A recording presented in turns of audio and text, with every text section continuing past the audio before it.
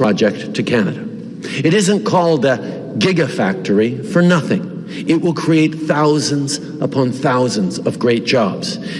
It'll be worth over $200 billion to the Canadian economy over the coming decades.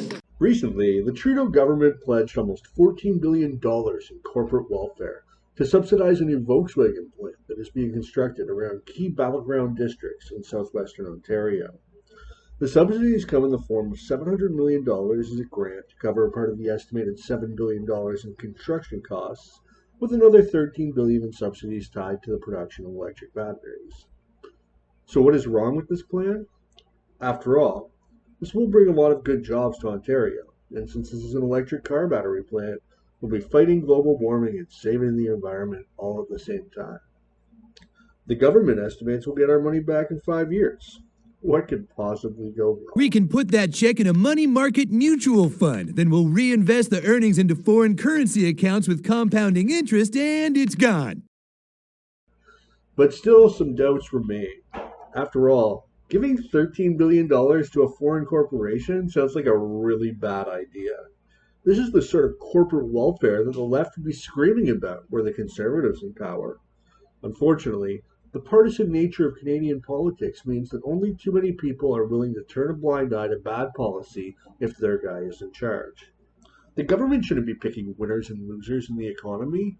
Why should businesses ran and operated by Canadians be taxed in order to give billions of dollars to a foreign corporation?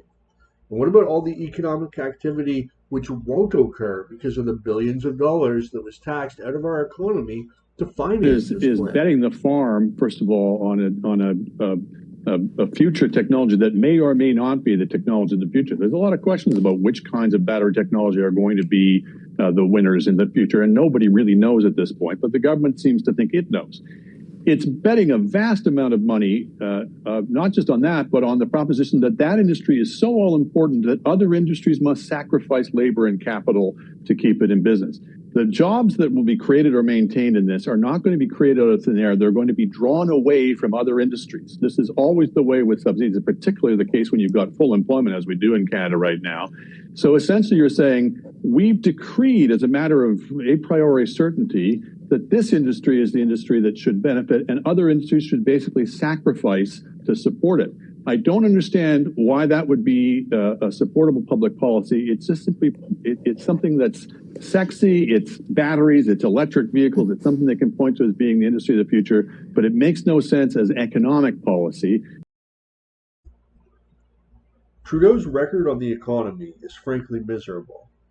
Under his leadership, Canadians have seen the national debt skyrocketing, and there is no end in sight to the deficits. Inflation is out of control, and more Canadians are having trouble making ends meet. While the cost of rent and groceries has increased dramatically, salaries for most workers have stagnated. And it's not like there's nothing the government could do to create jobs without giving away $13 billion of the taxpayer money. There's plenty of mining companies that are trying to operate in Ontario and Canada right now, but are tied up in a Kafkaesque permitting process that can drag the process on for years. Maybe the Trudeau government should focus more on eliminating red tape and stop kowtowing to every left-wing hippie group that wants to shut down the industrial